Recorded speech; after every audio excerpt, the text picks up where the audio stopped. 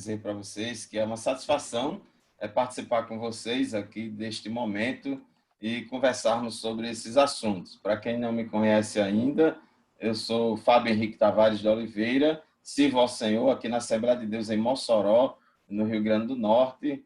Participamos da diretoria da igreja, como primeiro secretário da igreja, e temos uma atuação no departamento de ensino, como diretor do departamento de ensino da igreja, e diretor do Centro de Estudos Teológicos da Assembleia de Deus em Mossoró, que é a escola teológica da nossa igreja, onde oferecemos os cursos básico, médio e avançado em teologia.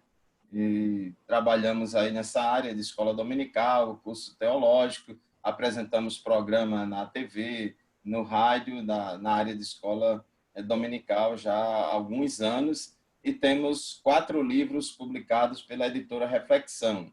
O primeiro foi sobre os dons espirituais, depois sobre os dons ministeriais, depois sobre as obras da carne e o fruto do Espírito, e o último, que foi há 2 anos atrás, foi sobre depravação total. Então, estamos aqui para conversar com os irmãos sobre a contribuição da Escola Bíblica Dominical para a produção do fruto do Espírito. Vamos fazer uma breve introdução, um pouco mais rápido, para demorar um pouco mais tempo nessa parte das virtudes do fruto do Espírito. Deixa eu ver aqui a questão de passar os slides. Como é que passa aqui? Bom, irmãos, vamos usar aqui como texto básico Mateus capítulo 13, onde fala da parábola do semeador, e queremos só chamar a atenção que uma das sementes que não produziu fruto é aquela que caiu à beira do caminho, aquela que aconteceu da pessoa ouvir a palavra e não a entendendo, vem o maligno e arrebata o que foi semeado no coração. Este é o que foi semeado ao pé do caminho. Então, queremos chamar a atenção aqui sobre essa questão essa expressão, e não a entendendo. Então, é importante que a gente fale de modo que as pessoas entendam. Outra caiu em boa terra e deu fruto, uma a 100, outra a 60, tal. Mas o que foi semeado em boa terra é o que ouve e compreende a palavra e dá fruto. Então, nós entendemos que para a produção do fruto do Espírito, que é uma condição sine qua non para todos os crentes, todos nós, obrigatoriamente, temos que produzir o fruto do Espírito, é muito importante que a gente entenda, compreenda a palavra de Deus para que a gente produza fruto. Gálatas capítulo 5, versículos 22 e 23, diz que o fruto do Espírito todo mundo já sabe, né, que essa palavra aqui está no plural, no singular, no grego, então é um só fruto, ele é um fruto multifacetado. Então, é amor, alegria, paz, paciência, amabilidade, bondade, fidelidade, mansidão e domínio próprio. Então, para que a gente produza esse fruto do Espírito, é muito necessário, é muito importante as ações de ensino, de discipulado. Porque, irmãos, é muito comum a gente ouvir no nosso meio se falar qual é a obra principal da igreja, qual é a obra mais importante da igreja, a grande comissão da igreja. Então, normalmente os irmãos se lembram só de Marcos 16 e 15, né? Ir por todo mundo e pregar o evangelho a toda criatura. Mas a mesma Bíblia, o mesmo Jesus que disse isso, disse também, portanto, ide e ensinai todas as nações, batizando-as em nome do Pai, do Filho e do Espírito Santo, ensinando-as a guardar todas as coisas que eu vos tenho mandado.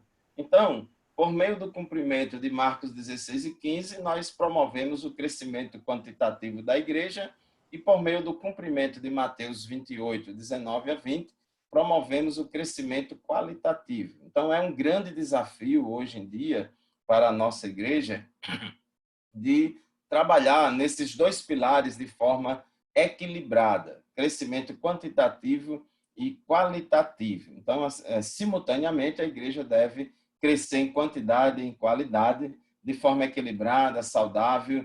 Não pode um crescimento ser em detrimento de outro. Às vezes, por sermos muito pragmáticos, a gente acaba só se preocupando com a evangelização. Depois que a gente ganha a alma para Jesus, a gente abandona ela, a gente manda ela ganhar outras, né?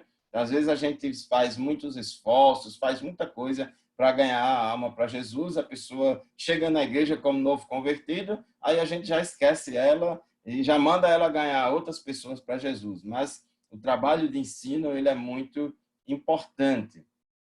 Aqui em Efésios, capítulo 4, onde fala de dons ministeriais de liderança, nós temos aqui a importância dos mestres. E nesse Efésios 4:11, fala de apóstolos, profetas, evangelistas, mas também fala de pastores e mestres. Inclusive, o único versículo do Novo Testamento que fala do título de pastor é esse, Efésios 4:11.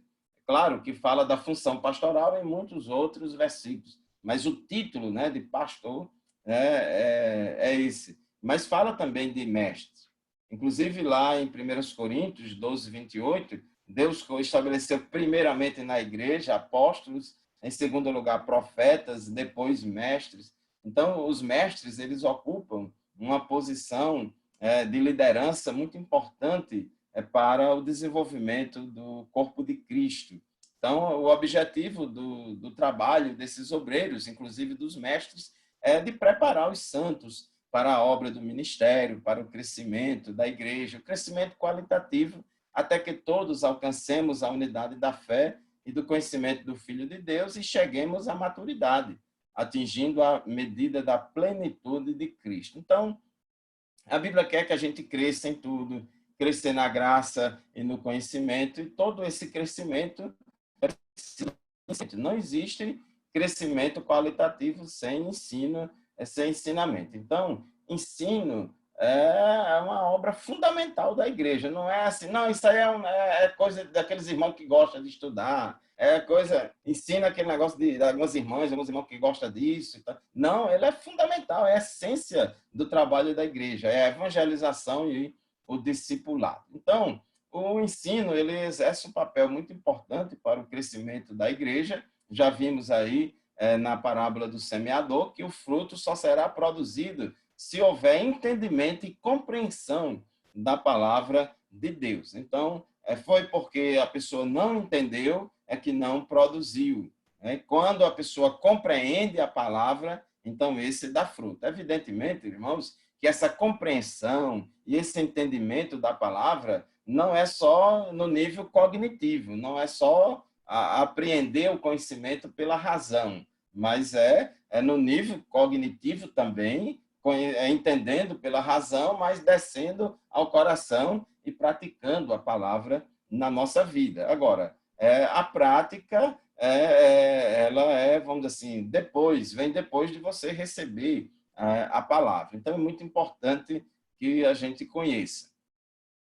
Existe na teologia esse conceito de santificação posicional, santificação progressiva. A santificação, ela tanto é um estado como é um processo. Então, como um estado, ela pode ser chamada de santificação posicional. Uma vez salvo, o crente passa a desfrutar dessa status de santificação posicional, mas ele tem um longo caminho para desenvolver e demonstrar a santificação progressiva, uma vez que ele foi chamado para a santificação. Nós fomos chamados para isso. Agora, essa santificação progressiva, ela é uma obra do Espírito Santo na vida do crente, mas ela só se tornará eficaz se o crente deixar o Espírito Santo trabalhar em sua vida. Na santificação posicional, ela é uma das consequências imediatas da conversão. Alguém, quando se converte, imediatamente, ato contínuo, ela é justificada, ela é regenerada, é adotada na família de Deus e declarada santa. É a santificação posicional. Porém, irmãos, a santificação progressiva, ela é uma obra cooperativa entre o Espírito Santo e o crente. O Espírito Santo é quem santifica o crente. E sem a ajuda do Espírito Santo, não produziremos o fruto do Espírito.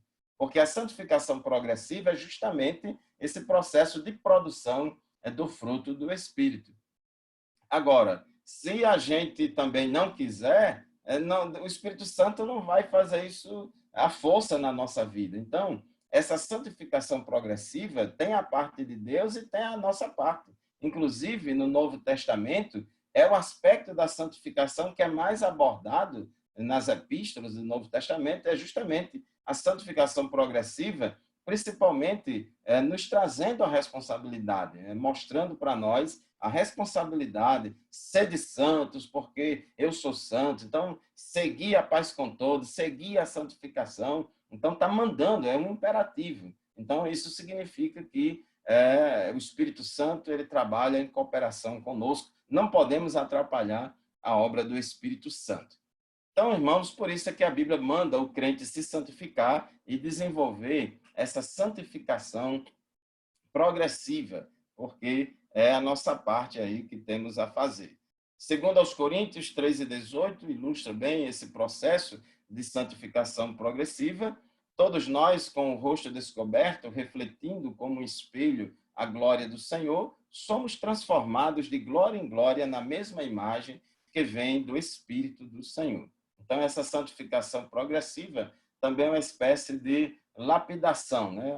O joalheiro vai lapidar uma pedra preciosa que está bruta ainda, e aí, à medida que vai lapidando, ela vai dando o seu brilho. Somos ligados a Cristo, Jesus é a videira verdadeira, nós somos os ramos e temos que dar fruto.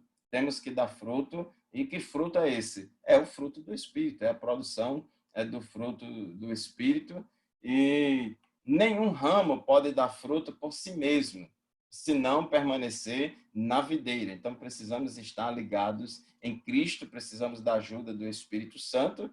Jesus é a videira, nós somos os ramos. Se alguém permanecer em mim e eu nele, esse dá muito fruto. Então, como já falamos, aquela obra cooperativa entre o Espírito Santo e nós.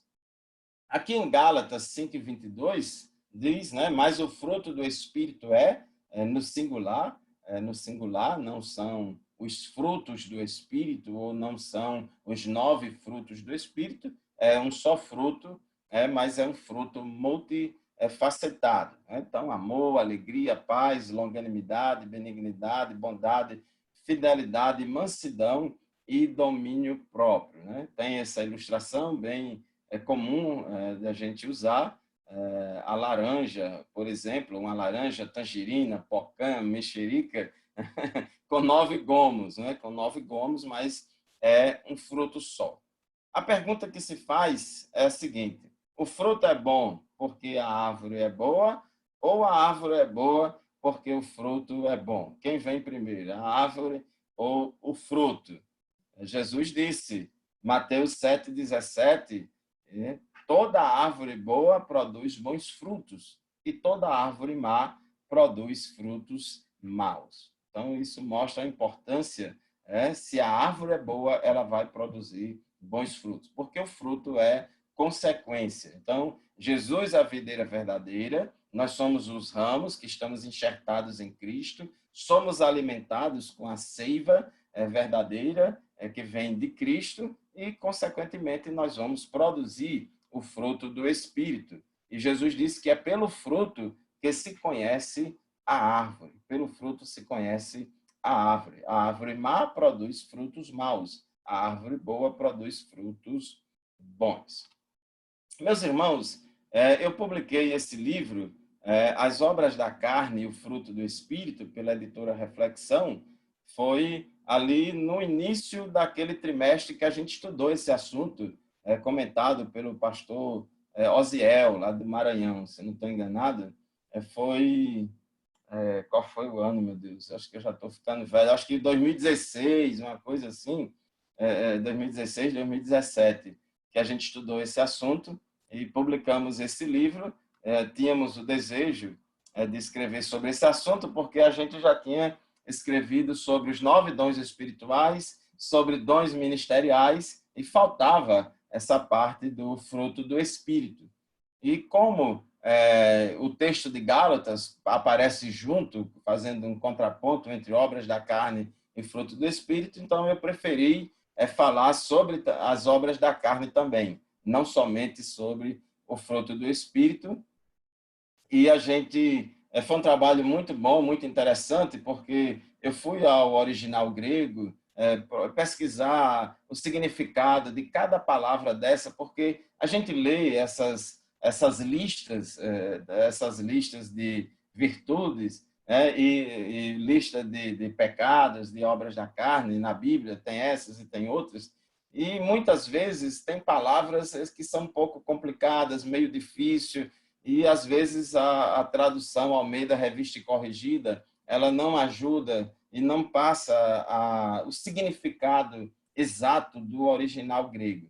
E eu, por exemplo, desde quando eu comecei a dar as minhas primeiras aulas no curso de discipulado, com a revista da CPAD na igreja, tinha lá sobre o fruto do Espírito e sempre foi, por exemplo, uma dificuldade. Qual é a diferença entre benignidade e bondade? Então, é tanta coisa. Você vai no dicionário, benignidade e bondade é a mesma coisa. Aí, não, mas Paulo se falou, se lá no grego tem palavras diferentes, é porque são significados diferentes. Então, isso me motivou a ir no original e ver os significados, inclusive aqui no sumário do livro, no índice do livro, a gente coloca justamente as palavras na tradução livre que a gente acha que seja a melhor para cada palavra grega do original. Então, nós vamos falar agora sobre essa parte do fruto do Espírito, que é a proposta da nossa conversa hoje.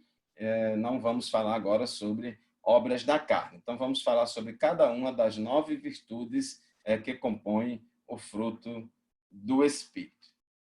Bom, a primeira dela é o amor. O amor é a base, o fundamento e o alicerce de todas as demais virtudes do fruto do Espírito. Não temos como produzir as demais virtudes, as 8 virtudes, se não produzir primeiro esta, que é o amor. Todos os mandamentos bíblicos se resumem na prática do amor a Deus e ao próximo.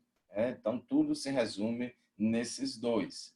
O amor é fundamental, faz parte, do caráter de Deus e faz parte também do caráter cristão, transformado, regenerado. Geralmente, o ser humano ele tem mais dificuldade de amar o próximo do que amar a Deus. Por quê, irmãos? Porque Deus é perfeito, Deus não nos decepciona, mas o próximo de vez em quando nos decepciona, o próximo tem muito defeito, o próximo tem várias restrições e a gente tem mais facilidade de observar os defeitos do próximo do que as virtudes do próximo. Lembrando, irmãos, que amor não é um mero sentimento. Amor é uma ordem de Deus, é uma decisão. Amor é uma decisão. Amor não é um mero sentimento que a gente pode sentir ou não sentir, estou afim de sentir. Não estou sentindo amor por aquilo. Não, senhor, amor é um mandamento, é uma ordem, uma decisão que a gente tem que cumprir. A Bíblia, muitas vezes, adverte o crente a respeito dessa obrigação. Então, é uma obrigação de todo crente amar o próximo como a nós mesmos, a Deus sobre todas as coisas e assim por diante. O amor ao próximo é a característica que identifica se determinada pessoa é verdadeiramente discípulo ou discípula de Cristo. Como dizia um pastor aí da televisão, é o verdadeiro cartão de identidade do cristão. E é verdade mesmo, né? João 13:35, Jesus disse que os seus discípulos iam ser reconhecidos como tal, se verdadeiramente demonstrasse essa prática do amor. Agora, irmãos, amor como Cristo amou. Vocês sabem que lá, essa questão de amar o próximo, já tinha lá em Levítico, já está lá em Levítico no Antigo Testamento, mas Jesus é amar como eu vos amei. Então, Jesus, ele ensinou esse mandamento de amor ao próximo na prática. Então, ele também quer que também façamos o mesmo. É importante salientarmos que o amor não é um mero sentimento ou emoção que depende da circunstância ou da pessoa a ser amada. Mas o amor é uma obrigação ou mandamento bíblico que tem como alvo as pessoas de Deus e do próximo. Então, é uma decisão, é uma obrigação, é um imperativo de Deus. É claro, irmãos, que tem pessoas que são mais fáceis da gente amar, mas tem outras que já é mais difícil. Mas, embora seja mais difícil, não significa que a gente está desobrigado do amor. Então, o amor é a base, é a virtude aí que serve como base para produzir as demais virtudes do fruto do Espírito. O capítulo do amor, que é 1 Coríntios, capítulo 13, dá várias características dele. Diz que ele é paciente, é bondoso, não inveja, não se vangloria, não se orgulha, não maltrata e assim por diante. Então, aqui nós temos aqui características, né, desse amor altruísta, esse amor que é importante, irmãos, que o amor sempre tem como alvo a outra pessoa, o próximo, e não a nós mesmos. Então, o amor não se alegra com a injustiça, mas se alegra com a verdade. Tudo sofre, tudo crê, tudo espera, tudo suporta. João disse: amemo-nos uns aos outros, pois o amor procede de Deus. Aquele que ama é nascido de Deus e conhece a Deus. Quem não ama não conhece a Deus, porque Deus é amor. Então, é um mandamento, é uma obrigação, não é um mero sentimento. E Jesus deu esse mandamento, de amar uns aos outros como eu os amei. Vocês devem amar-se uns aos outros. Com isso, todos saberão que vocês são meus discípulos se vocês se amarem uns aos outros. Lembra que Jesus disse: pelos frutos os conhecereis. A árvore boa produz bons frutos. Então, se as pessoas veem em nós o amor, então elas vão identificar a gente como cristão. Bom, a segunda virtude aqui do fruto do Espírito é a alegria. Uma pessoa alegre goza de uma alegria perene, duradoura e contínua, a qual não depende muito das circunstâncias. É verdade, irmãos, a gente não pode aqui, vamos dizer assim, ser escapista.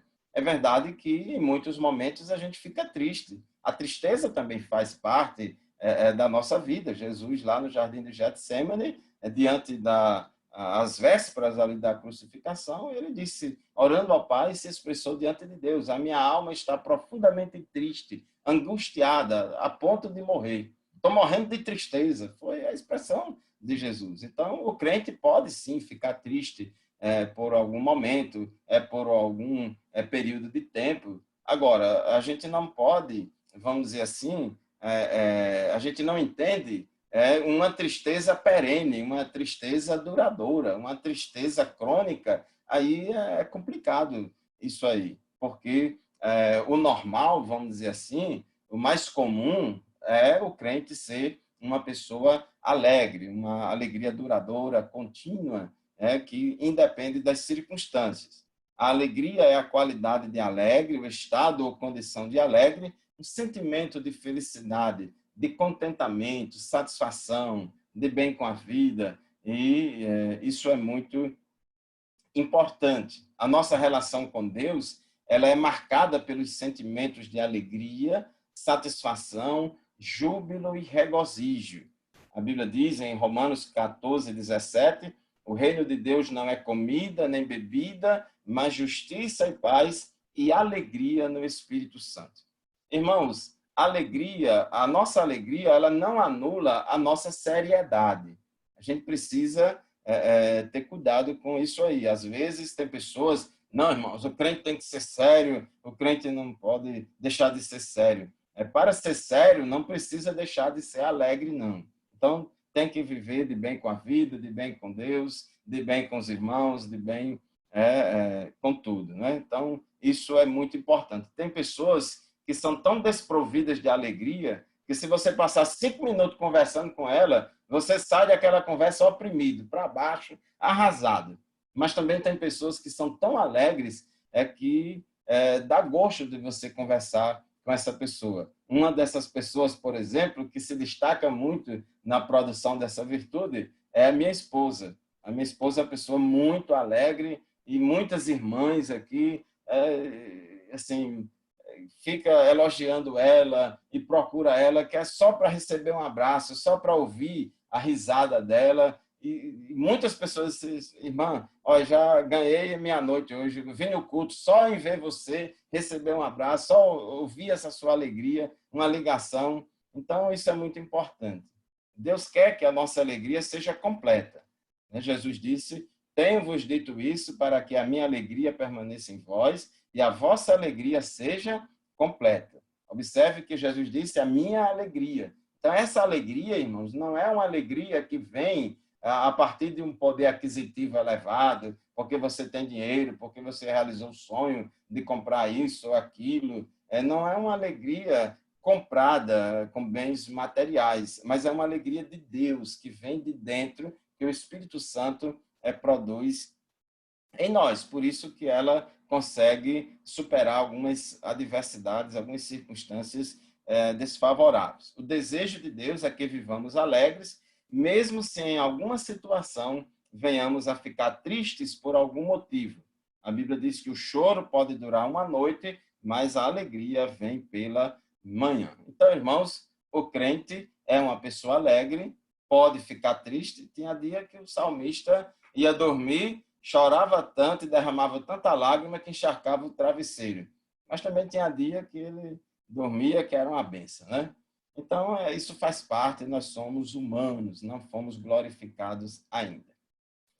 Devemos permanecer alegres até mesmo ao passarmos por provações. Tiago 1 e 2, apóstolo Pedro afirmou: alegrai-vos no fato de serdes participantes das aflições de Cristo. Então, às vezes, passamos por circunstâncias adversas, mas conseguimos nos alegrar em Cristo. Quando escreveu sua carta aos Filipenses, Paulo estava passando por muitas tribulações na prisão, mas esta epístola é conhecida como a Epístola da Alegria, porque nela Paulo fala muito sobre alegria. Então ele diz aí 4 imperativos da alegria: alegrai-vos no Senhor, alegrai-vos na esperança, alegrai-vos com os que se alegram e alegrai-vos sempre. Então, tá aí o imperativo, viu, irmãos? Alegrai-vos, o verbo aí, alegrar, no imperativo. Alegrai-vos no Senhor, na esperança e assim por diante. Bom, outra virtude do fruto do Espírito é a paz. Para o povo hebreu, essa palavra shalom, que é muito conhecida, de todos nós também, shalom não é uma paz que significa apenas ausência de guerras, ausência de inimizades ou de brigas, mas uma paz que também inclui sossego, tranquilidade, segurança, saúde, prosperidade e bem-estar material e espiritual. Então, o conceito de shalom ele é bem mais amplo. O conceito de prosperidade bíblica para o crente ele é bem mais amplo. Não inclui somente a questão de dinheiro, mas inclui essa paz interior, tranquilidade, segurança, que é muito importante. No Novo Testamento, essa palavra grega aqui, eirene, é usada com o mesmo sentido de shalom no hebraico, com uma ênfase muito grande ao estado em que a pessoa se encontra livre de ansiedade e perturbação interior. Então, a ansiedade é aquele excesso de preocupação, um pouquinho de ansiedade é importante para que a gente seja prudente, para que a gente seja previdente, para que a gente possa se planejar e saber viver no dia a dia. Então, um pouquinho de ansiedade é importante, um pouquinho de medo é importante, nos protege isso nos protege, isso nos dá prudência. Agora, quando isso já é demais, preocupação demais, medo demais, medo das incertezas do que pode vir, então, quando isso é exagerado, já se torna patológico, doentio, então aí já é uma perturbação interior. Então, a paz de Deus, ela vem no sentido de combater esta ansiedade, essa perturbação interior. É uma paz que se traduz em harmonia, tranquilidade, quietude e sossego. Irmãos, não tem coisa melhor do que essa paz. Tem muita gente que tem dinheiro, que tem tanta coisa, tem tanto cargo, tem tanta fama e não tem sossego na vida. Hoje em dia se fala muito aí no mundo a respeito da qualidade de vida. o pessoal tenta medir o IDH, não sei o que e tal, através de critérios materiais, sociológicos, mas o sossego, essa harmonia, essa paz que o Espírito Santo nos dá, não tem preço. A paz, como fruto do Espírito, é consequência de um relacionamento perfeito com Deus, consigo mesmo e com as outras pessoas. É muito importante a gente entender que todas essas virtudes, essas 9 virtudes do fruto do Espírito, não são virtudes, irmãos, que são produzidas de acordo com a nossa força de vontade, repetir palavra de ordem, a nossa disciplina. É a produção do fruto do Espírito. Então, é uma obra do Espírito Santo na nossa vida. Todas essas virtudes, elas se originam em Deus. Toda boa dádiva e todo dom perfeito, ele desce do Pai das luzes, ele vem de Deus. Jesus prometeu a paz como fruto do Espírito quando disse: deixo-vos a paz, a minha paz vos dou, não vos la dou como o mundo a dá. Não se turbe o vosso coração, nem se atemorize. Então, a paz do Senhor, como nós gostamos de saudar os irmãos com a paz do Senhor, é diferente da paz que o mundo dá. O mundo aí dá uma paz, só que é uma paz diferente e não é uma paz como a paz do Senhor.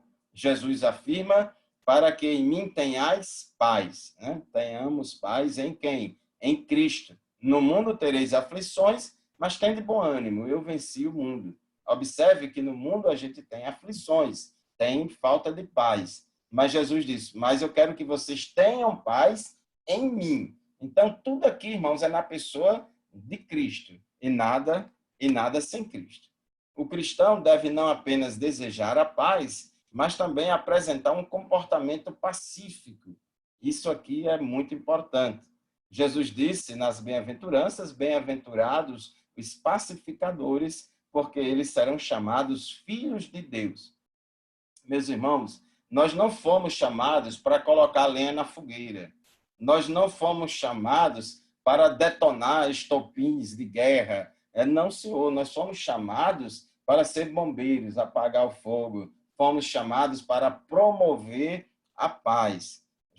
Pedro disse, 1 Pedro 3:11, aparte-se do mal e faça o bem, busque a paz e siga. Então, nós temos que buscar a paz. Então, buscar a paz significa que a gente vai, irmãos, ter uma atitude proativa, de procurar, de buscar, de fazer, de promover a paz e manter a paz, seguir a paz, manter a paz. Não podemos perder a paz por qualquer motivo, por qualquer coisa. Então, nós, por natureza, crentes, somos pessoas de paz, não somos pessoas belicosas, não somos pessoas que vivem criando um problema.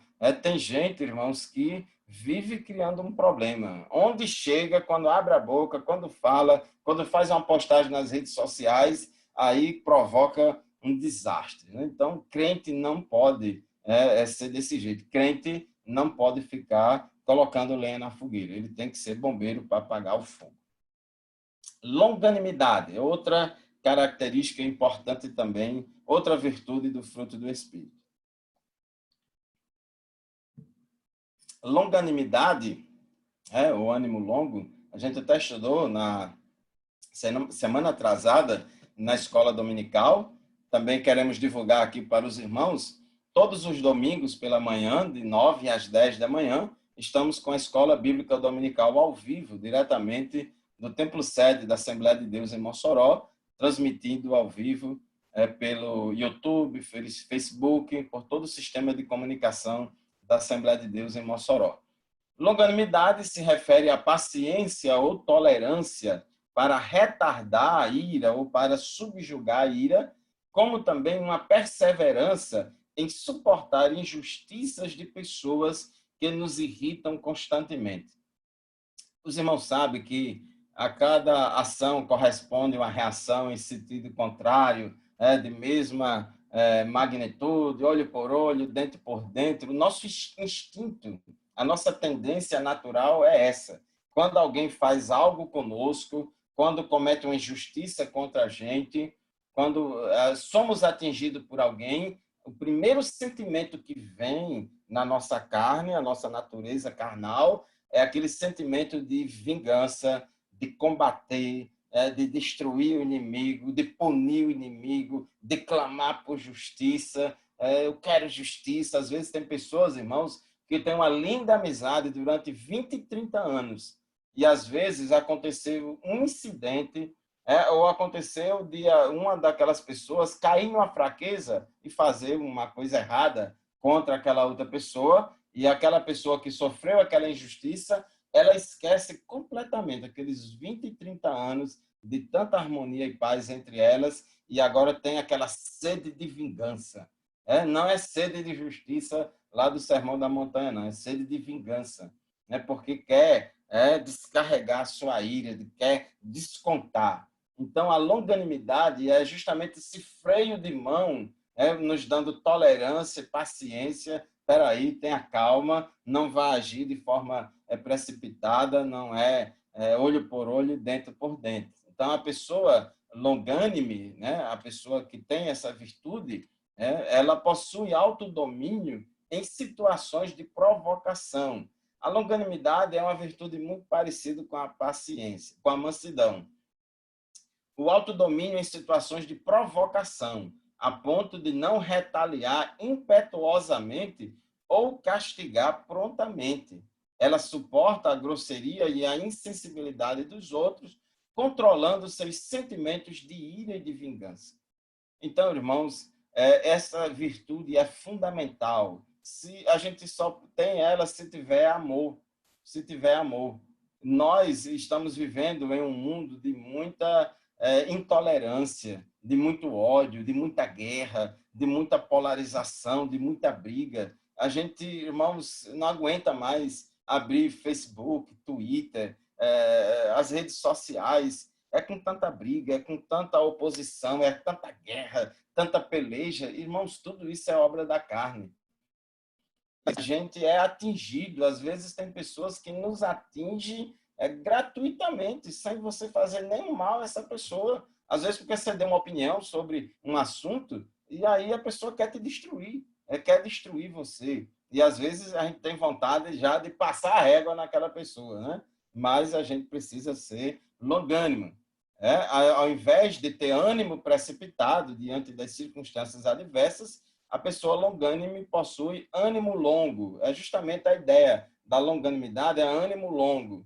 O ânimo precipitado é aquela pessoa que quer executar a justiça, a punição, o castigo imediatamente, com a cabeça quente, com sangue quente, sem refletir muito bem, e pode acabar fazendo besteira, pode acabar cometendo vários pecados, e um pecado não justifica outro. Às vezes, irmãos, a gente quer, quando a gente erra, a gente quer que as pessoas sejam longânimas para conosco. Mas quando, às vezes, um irmão erra, a gente quer logo passar a régua nele. E, às vezes, a gente fica, pastor, não vai punir aquele irmão, não. Pastor, aquela irmã está assim, assim, disciplina logo. Pastor, você não está vendo isso, não. Então, às vezes, tem gente, irmãos, que vive caçando culpados para poder já executar a justiça. Agora, quando é ele que pisa na bola, quando é ele que peca, quando é ele que erra, aí quer clamar por misericórdia, não é bem assim, e não sei o quê. Então, isso acontece muito. Devemos nos revestir de um coração cheio de compaixão e de benignidade, humildade, mansidão, longanimidade. A pessoa longânima, o que é que ela faz, irmão? Suportando-vos uns aos outros e perdoando-vos uns aos outros. Então, só a longanimidade para nos dar essa capacidade de suportar uns aos outros. Tem aí outros versículos, a Bíblia mandando e exortando-nos a suportar uns aos outros e praticarmos a longanimidade. Bom, outra característica importante é a amabilidade. Eu prefiro usar essa palavra, amabilidade, como tradução mais adequada para esta palavra grega, krespotes, porque, normalmente, o que é que diz na corrigida? É benignidade.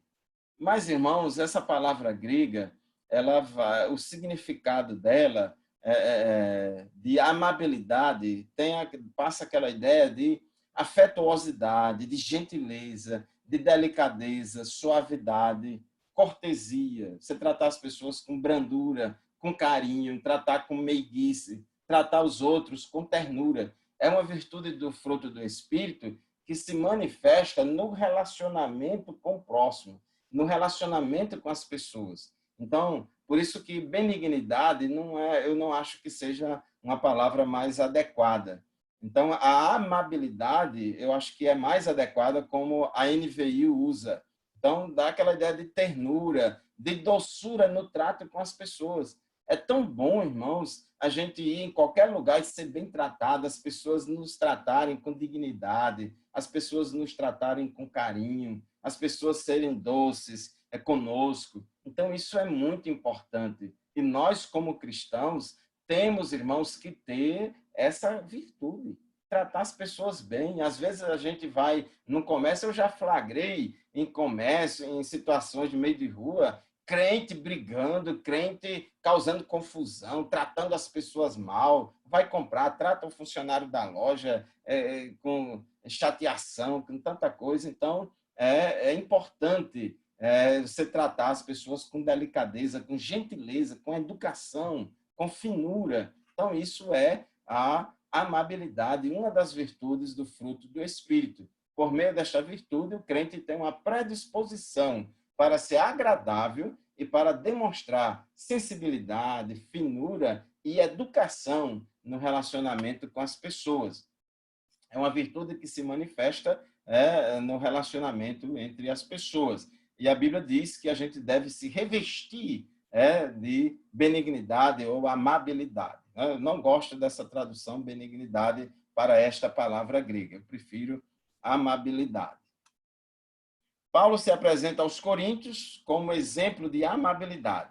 Então, ele diz em 2 Coríntios 6, versículos 4 e 6, antes, como ministros de Deus, tornando-nos recomendáveis em tudo, na muita paciência, na longanimidade e na benignidade, né? Que é a corrigida usa benignidade para traduzir a palavra grega krestotos. Então, irmãos, é fundamental essa virtude na nossa vida, a amabilidade. Outra virtude é a bondade. A bondade é isso mesmo que a palavra em português claramente revela. Fala da beneficência, da benevolência, da generosidade em servir e ajudar os outros. A pessoa bondosa manifesta boa vontade para com os outros e possui o hábito de fazer o bem. Então, aqui refere-se à prática de fazer o bem às outras pessoas, denota filantropia e serviço em favor do próximo. Também significa um espírito de generosidade colocado em prática, concernente ao serviço altruísta e abnegado em favor dos outros. Então, é uma virtude que se demonstra na prática. Bondade é o resultado natural da gentileza, é a amabilidade em ação, é a manifestação da ternura, da compaixão e da brandura, no sentido de fazer alguma ação em favor do próximo. Essa bondade ela é traduzida e demonstrada por meio de ações. Paulo tinha certeza que os irmãos de Roma estavam cheios de bondade. Aos Efésios ele afirmou, porque o fruto do Espírito está em toda a bondade e justiça e verdade. Então, o crente não faz coisa ruim, o crente só faz coisa boa, né? Então, temos que ser bondosos. A próxima característica aqui, em virtude do fruto do Espírito, é a fidelidade. Na tradução corrigida, fala de fé, porque a mesma palavra é grega, pistis, mas ela é uma palavra que pode ter mais de um significado. Pode significar fé ou fidelidade, aí vai depender do contexto. Então, no contexto aqui da lista de virtudes do fruto do Espírito, a tradução mais adequada é fidelidade ou lealdade. Né? A fidelidade ou lealdade é a qualidade de quem é fiel, de quem é leal. Esse adjetivo grego que é utilizado aqui se refere a alguém que é verdadeiro, fiel, digno de confiança e que se mantém firme na fé, com a qual se comprometeu. Continua na linha, continua firme na fé, olhando para Jesus, mesmo que os outros a tenham abandonado. Pode ser que alguns já tenham pulado do barco, mas ele continua firme, leal, fiel. Então, é fidelidade. Fidelidade é o oposto de apostasia. É exatamente o oposto de apostasia. O apóstata, ele deserta, ele abandona a fé. E aquele que é fiel, ele continua leal à sua crença, à sua experiência com Deus, leal à sua intimidade com o Senhor. Assim como fiel é o antônimo de apóstata. A fidelidade também se refere à perseverança e observância rigorosa da verdade. Então, isso é muito importante. Permanecer fiel à pessoa de Jesus, permanecer fiel aos ensinamentos de Jesus, permanecer fiel à doutrina dos apóstolos, permanecer leal àquilo que nós temos recebido do Senhor através das Escrituras. O servo do Senhor deve andar com temor, fidelidade e inteireza de coração, pois o justo viverá pela sua fidelidade. O justo viverá pela sua fidelidade. O fiel ouvirá do Senhor. Bem está, servo bom e fiel. Sobre o pouco foste fiel, sobre muito te colocarei.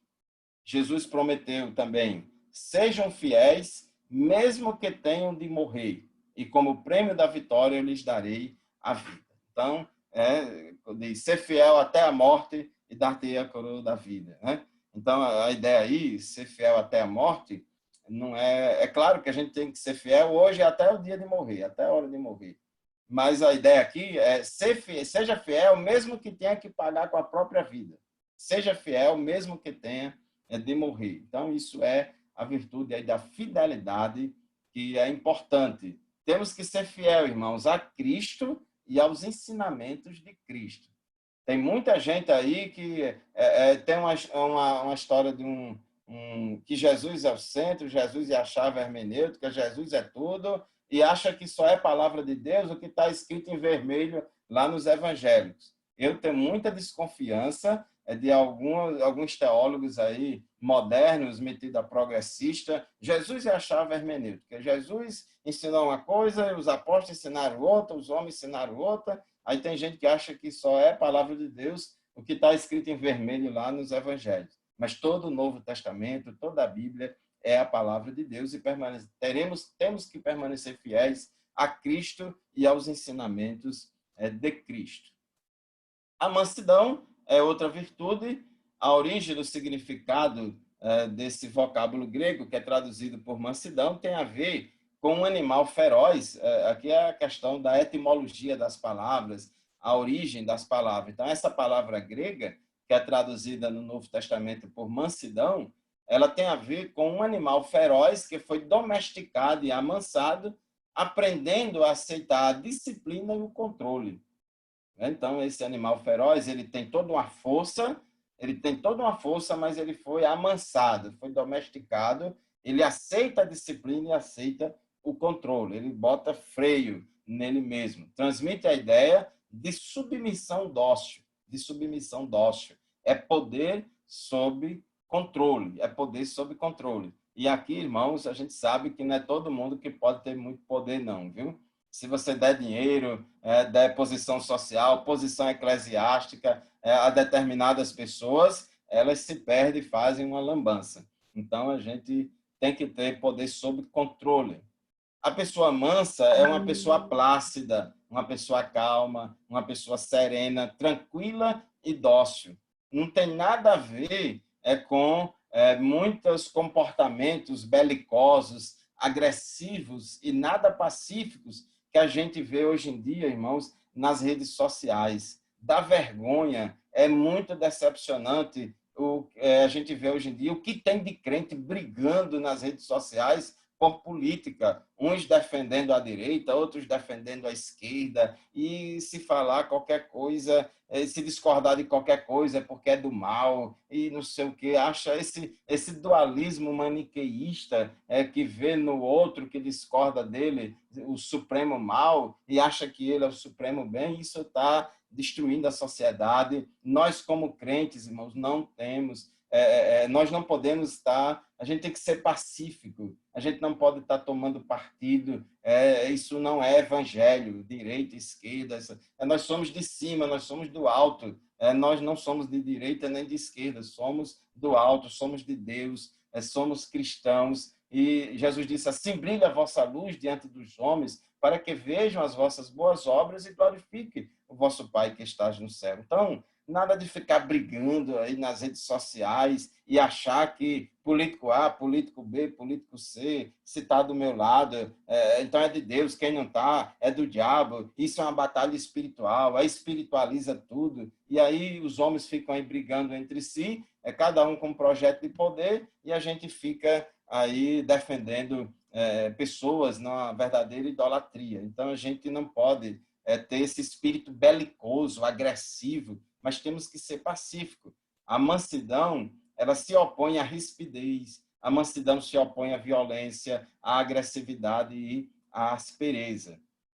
Na mansidão, combina-se equilibradamente firmeza e suavidade, força e delicadeza, impetuosidade e brandura, fortaleza e humildade, resolução e gentileza, valentia e moderação. Então, é aquilo que, se a gente fizer, é o que está dito lá em Eclesiastes, tem hora e momento para tudo, irmãos. Então, a gente precisa ter cuidado. É claro que o fato de sermos mansos, nós também não podemos ser covardes.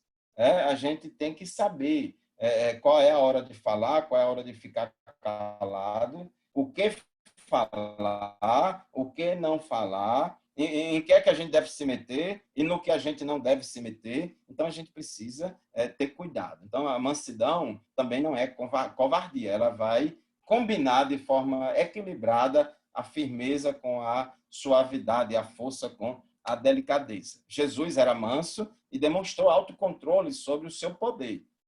Jesus disse, ou pensas tu que eu não poderia agora orar a meu Pai e que ele não me daria mais de 12 legiões de anjos? Então, Jesus, ele podia, quando foram prender ele lá, ele podia fazer ali, descer fogo do céu, matar os seus inimigos, mas ele controlou o seu poder, ele não usou de forma, ele não cometeu abuso de autoridade. Então, isso é fundamental. Paulo disse, a Timóteo que ele deveria seguir a mansidão e também corrigir com mansidão os que se lhe opõem. Porque, irmãos, na igreja também temos pessoas que se opõem a nós, muitos pastores e muitos líderes dos diversos departamentos, até mesmo em nossas classes de escola dominical. Às vezes, irmãos, tem aluno lá, eu já tive várias experiências dessa, que tem alguns alunos que só a misericórdia de Deus. Então, a gente tem que ter cuidado. Tem que corrigir com mansidão os que se lhe opõem e não ver, essa pessoa está se opondo, essa pessoa está criticando assim, está se opondo de alguma maneira, é porque está sendo usada pelo diabo, o diabo está nela, o inimigo está nela, está amarrado e sai em nome de Jesus, vamos passar a régua e elimina, faz de tudo. Gente, a gente vamos dizer assim, rodou o mundo para ganhar aquela alma. No primeiro momento que ela discorda da gente, ou nos fere, a gente vai logo botar ela para fora da igreja. Então, tem que ter cuidado. Vamos corrigir, sim. A gente não pode ser omisso, não podemos prevaricar, nós não podemos deixar de cumprir o nosso dever, mas também corrigir com mansidão. Isso, e até mesmo nós, como pais, devemos também, às vezes, precisamos corrigir nosso filho, mas com mansidão, não com aquele espírito de vingança, mostrem sempre verdadeira mansidão para com todos os homens, Foi a recomendação de Paulo aos crentes lá de Creta. Bom, e o domínio próprio, ou temperança, essa palavra grega que é traduzida por domínio próprio, ou temperança, inclui a ideia de autocontrole ou domínio próprio do crente sobre todos os seus desejos e paixões carnais, autocontrole, domínio próprio sobre todos os seus desejos e paixões carnais. Se, por um lado, as pessoas carnais são incontinentes, dissolutas e intemperantes, por outro lado, os crentes espirituais refreiam seus apetites carnais, controlam seus desejos e paixões carnais, são comedidos, moderados e temperantes. Então, é bom, irmão, ser temperado. Uma comida sem sal é muito ruim, mas também uma comida salgada demais também é insuportável. Então, tem que ser temperada, na medida certa. O domínio próprio é dado por Deus, mas o homem também deve fazer a sua parte. Em 1 Coríntios 9, 25, Paulo usa esse verbo aqui para se referir à atitude proativa do atleta, que de tudo se abstém, em tudo se domina. Observe, a atitude proativa do atleta é que ele em tudo se domina, de tudo se abstém, né? Ou que exerce domínio próprio em todas as coisas, com a finalidade de alcançar uma coroa corruptível. Então, tem domínio próprio, irmãos, é uma coisa... Aliás, não somente essa virtude, mas as 9 virtudes do fruto do Espírito, elas são virtudes produzidas. Não é que você vai dormir hoje, aí ora a Deus, dizendo, Senhor, me dê amor, me dê domínio próprio. Aí você vai dormir, e lá de madrugada um anjo vem, desce lá na sua cama, enfia domínio próprio na sua cabeça, aí você acorda no outro dia cheio de amor, cheio de domínio próprio, de longanimidade. Não é assim. Isso é um processo de produção. É a santificação progressiva. Você e o Espírito Santo vai trabalhando na nossa vida e a gente vai produzindo as virtudes do fruto do Espírito.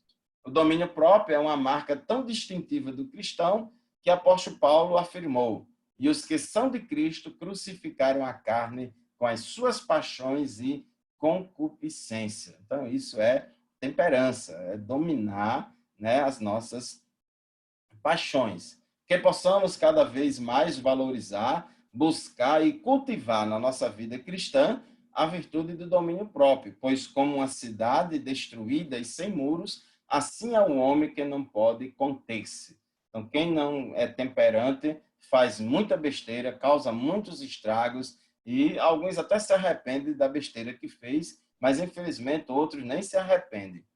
Por outro lado, quem tem domínio próprio é melhor que aquele que conquista uma cidade. Muitos filósofos da antiga Grécia achava e tinha o domínio próprio e a temperança como uma das maiores virtudes do ser humano. Então, isso é muito importante, irmãos. Eu lembro aqui de um livro antigo, do reverendo Elber, não sei se alguém conhece esse livro e lembra, mas ele dizia assim, antes de amarrar Satanás, amarre a você mesmo.